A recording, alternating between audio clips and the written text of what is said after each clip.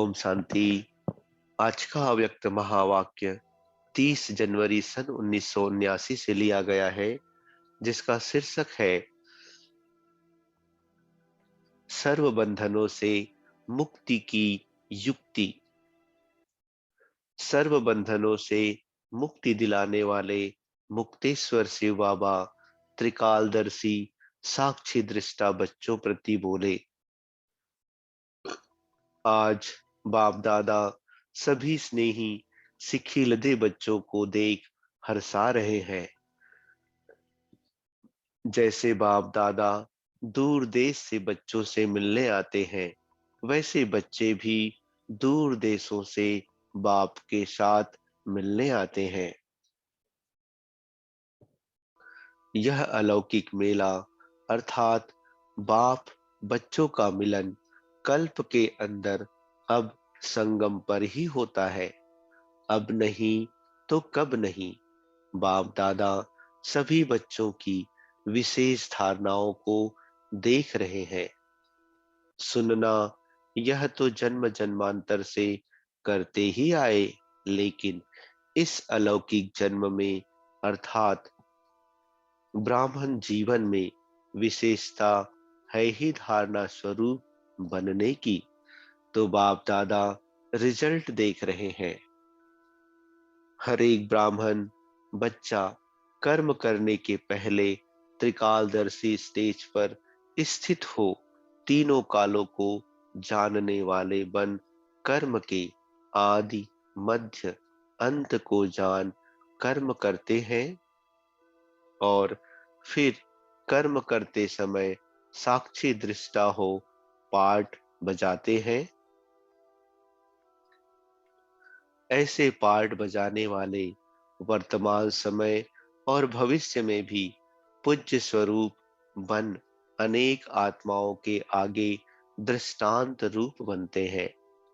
त्रिकालदर्शी, साक्षी दृष्टा और फिर दृष्टांत रूप, तीनों ही स्थिति में अभी कहां तक पहुंचे हैं। जैसे साकार बाप को देखा, ऐसे फॉलो फादर हैं।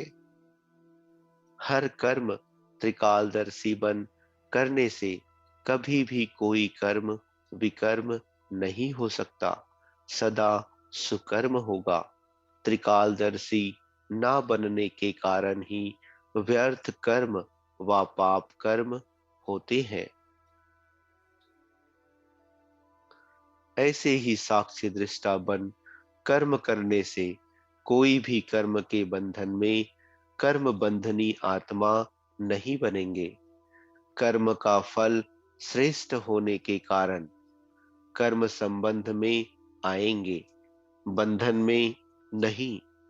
सदा कर्म करते हुए भी न्यारे और बाप के प्यारे अनुभव करेंगे।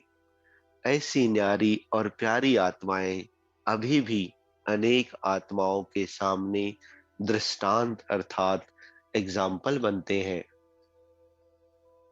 जिसको देखकर अनेक आत्माएं स्वयं भी कर्म योगी बन जाती हैं और भविष्य में भी पूजनीय बन जाती हैं।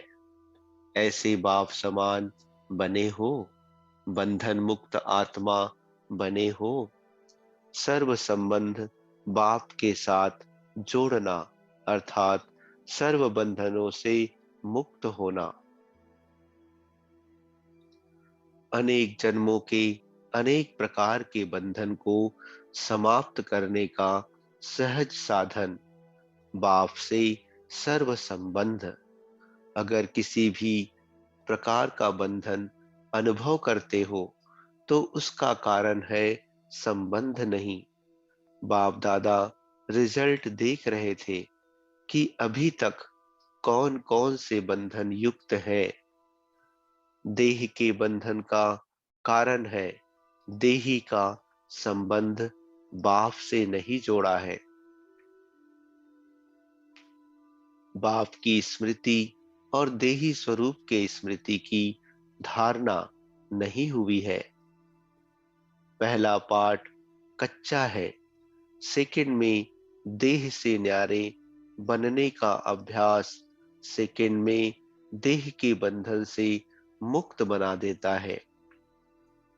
स्विच ऑन हुआ और भस्म, जैसे साइंस के साधनों द्वारा भी वस्तु सेकंड में परिवर्तन हो जाती है, वैसे साइलेंस की शक्ति से देही के संबंध से बंधन खत्म।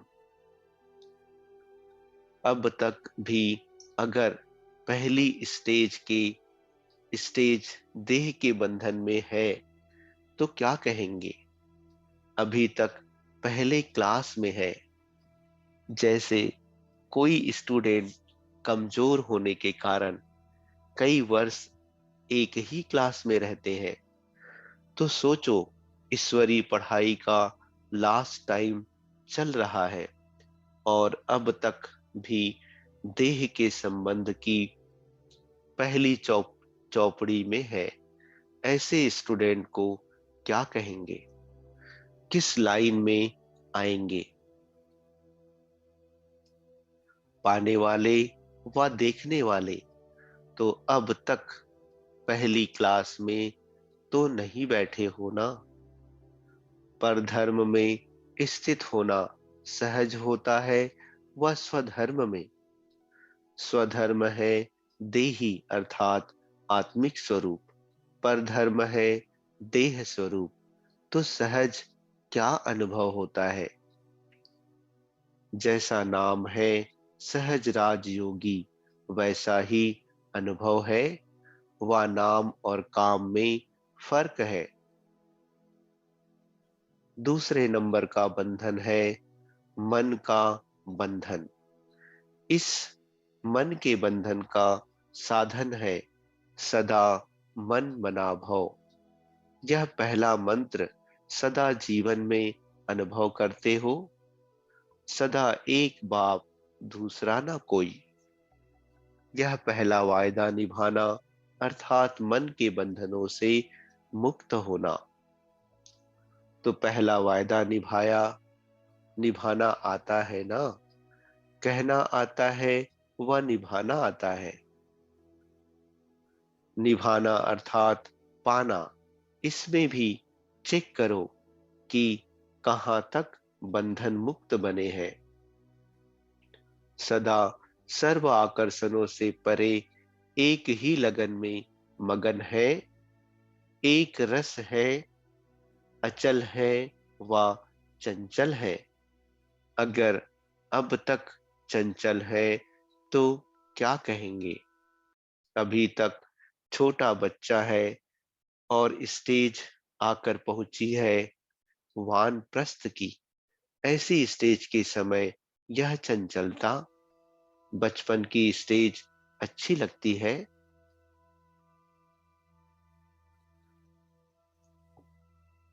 ब्राह्मण जीवन का अधिकार मास्टर सर्वशक्तिवान का प्राप्त किया है। अधिकार के आगे यह देह व मन के बंधन रह सकते हैं? प्रैक्टिकल अनुभव क्या है? सदा यह तीन बातें याद करो। त्रिकालदर्शी, फिर साक्षी दृष्टा और उसकी रिजल्ट विश्व के आगे दृष्टांत रूप। इस स्थिति को सदा याद रखो तो सदा बंधन मुक्त जीवन मुक्त अवस्था का अनुभव करेंगे। पुरुषार्थ का समय बहुत बीत चुका। अब थोड़े का भी थोड़ा सा रहा है। समय के प्रमाण अपनी रिजल्ट चेक करो।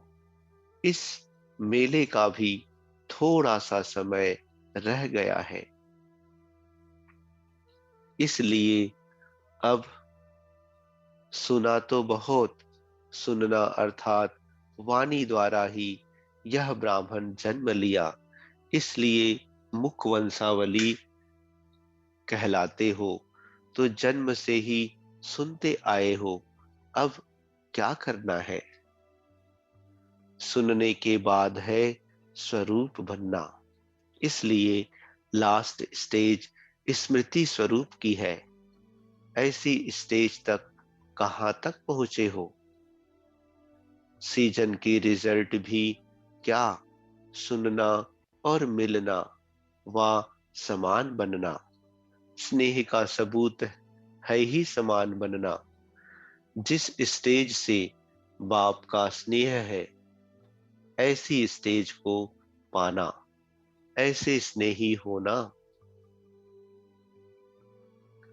सदा अपने संपूर्ण स्वरूप को सामने रखने से माया का सामना करना बहुत सहज होगा।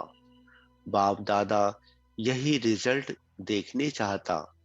इस रिजल्ट को प्रैक्टिकल में लाने के लिए विशेष धारणाएं याद रखो।